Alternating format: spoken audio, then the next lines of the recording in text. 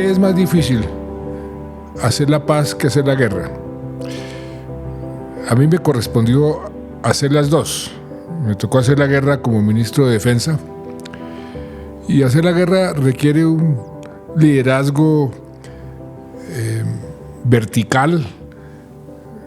Uno da órdenes, y si tiene una estrategia y si tiene un norte claro, y siempre y cuando gane uno, pues el resultado es positivo.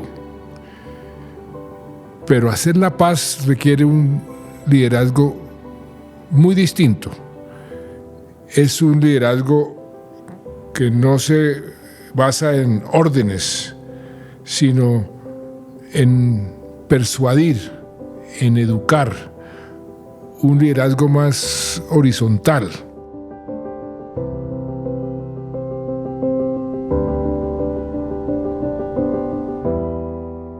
Yo soy Juan Manuel Santos y esta es la historia no contada del proceso de paz.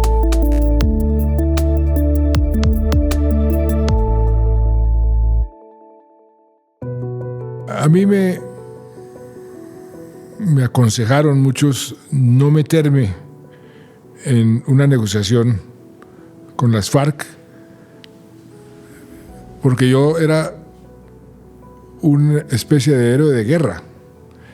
Fui elegido como presidente por haber sido un ministro de Defensa exitoso.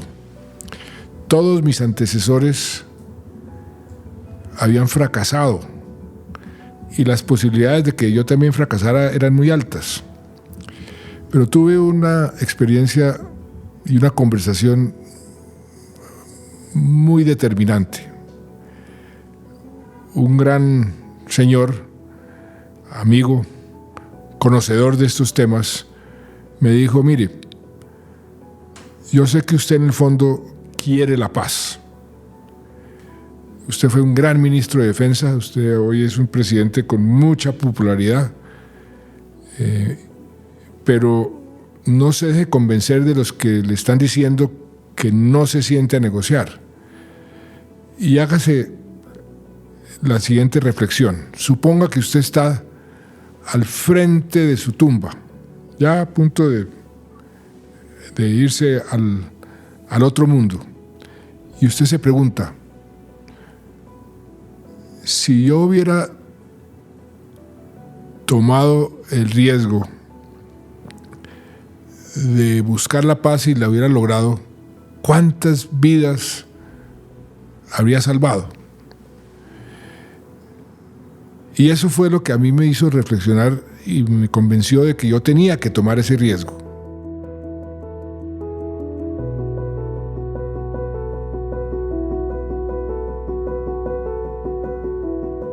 Esta negociación duró 6 años. 2 años en una fase secreta donde discutimos básicamente la agenda, pero también sirvió para medirle el aceite a las FARC de su verdadera voluntad de lograr la paz y de firmar la paz. ¿Y por qué digo que era una forma de medir el aceite? Porque en el pasado, cuando mis antecesores intentaron sentarse a negociar, las FARC muy hábilmente aprovechó esa situación para fortalecerse militar y políticamente. Y siempre filtraban cualquier negociación secreta porque eso les convenía a ellos, les daba legitimidad porque estaban conversando con el Estado, pero le costaba al Estado por razones obvias. Entonces le dijimos a las FARC que si se filtraba una sola palabra de lo que estábamos haciendo, las conversaciones se rompían. Y la verdad es que no se filtró ni una sola palabra, sino unos días antes de hacer el anuncio oficial. Y eso nos dio mucha confianza de que en esa fase secreta sí había una voluntad real de las FARC para negociar. El acuerdo tuvo unas repercusiones positivas muy rápidas, sobre todo en materia de seguridad. Después de la firma en el año 2016, y acabamos de cumplir los 8 años de haberlo firmado, el año siguiente, el año 2017, fue el año más seguro que han tenido los colombianos en los últimos 50 años.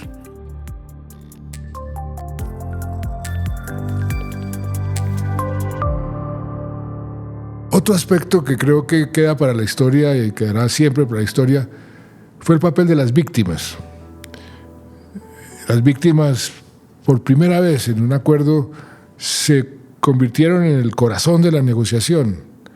Los derechos de las víctimas, estipulados en el Estatuto de Roma, los derechos a la verdad, los derechos a la justicia, el derecho a la reparación y a la no repetición.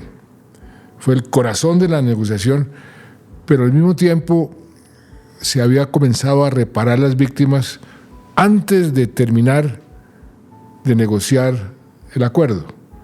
Con la ley de víctimas que se había aprobado en el Congreso, comenzó un proceso de reparación a las víctimas que dio una gran confianza inclusive a los miembros de las FARC, pero también a las comunidades, de ver que íbamos en la dirección correcta.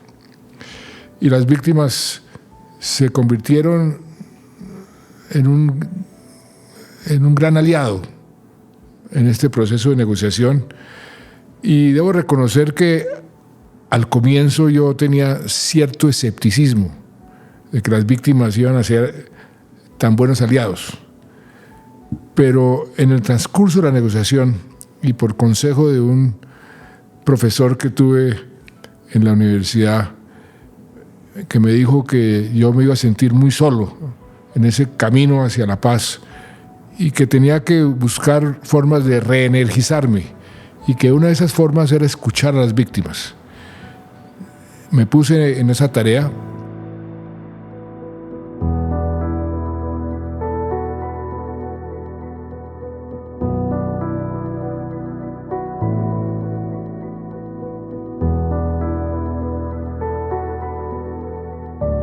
Los acuerdos de paz, la historia nos ha mostrado, fracasan en un 50% al cabo de 5 años. Y una de las razones es porque no se cumplen los acuerdos. Y ese no es el caso de Colombia. Nuestro acuerdo lleva 8 años y si bien no se ha cumplido con lo que se prometió en su totalidad, sí hemos tenido avances importantes. Y 8 años después podemos decir que el acuerdo con las FARC sigue vigente gracias a un compromiso que se ve todos los días de las víctimas, de los propios firmantes de la paz, de muchos líderes sociales, la mayoría, de nuestras fuerzas militares y de policía, que saben que eso es lo que más les conviene a ellos, porque ellos son los que en cierta forma también ponen los muertos, del Estado mismo, que es el más beneficiado si hay paz en lugar de guerra, de los empresarios, que también se benefician enormemente con la paz, y de la sociedad civil. Y un factor muy importante que ha sido determinante en mantener vivo el acuerdo y en mantenerlo dinámico es el apoyo de la comunidad internacional.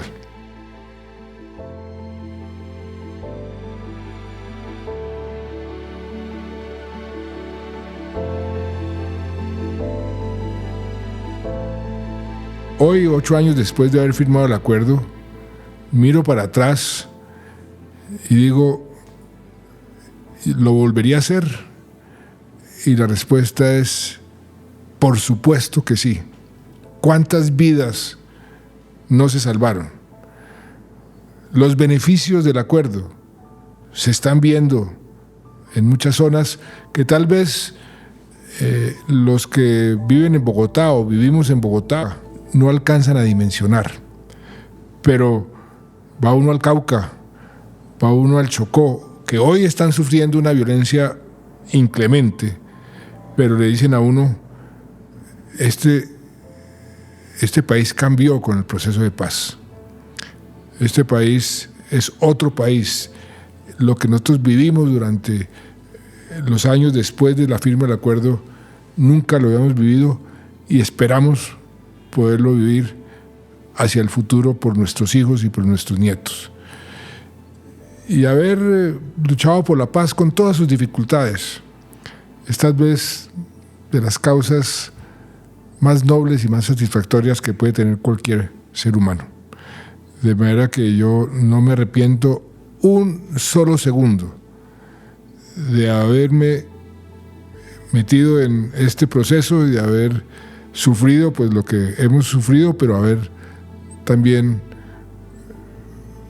sentido la inmensa satisfacción de ver a la guerrilla más poderosa y más antigua del continente haciendo política desarmada en lugar de tomándose poblaciones y cometiendo los crímenes atroces que se cometieron durante más de 50 años.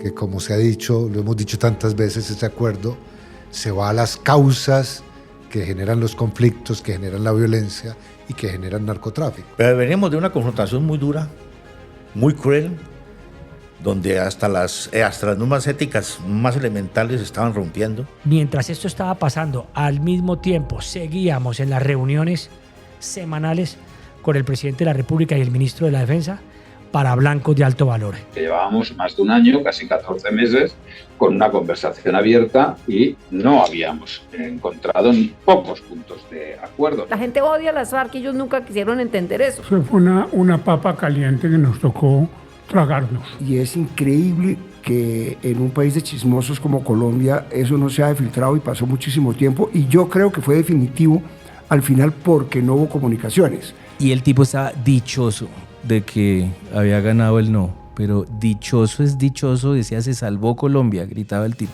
Pues para serles sincero, nosotros estábamos curados de espantos.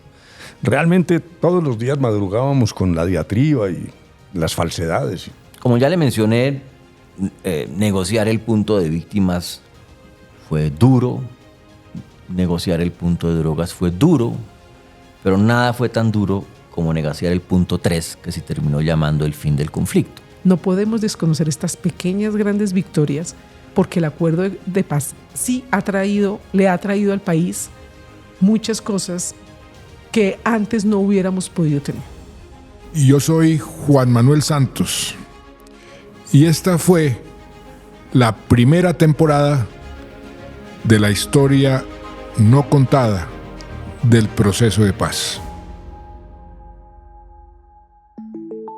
La historia no contada del proceso de paz es un contenido educativo de la Biblioteca Abierta del Proceso de Paz Colombiano, la BAP. Este episodio se hizo bajo la dirección de Natalia Roa, la edición de Lina Hernández, la producción y postproducción de Rodrigo Gutiérrez, la investigación periodística de Larisa Pisano, el diseño gráfico de Juan David Camacho, la realización audiovisual de José Molina y el apoyo de Andrés Pérez y Carlos Prieto, integrantes del equipo de la BAP. Presentado por Juan Manuel Santos, expresidente de Colombia y Premio Nobel de Paz. Recuerden seguir este podcast en su plataforma de audio favorita y activar las notificaciones para que no se pierdan los próximos episodios.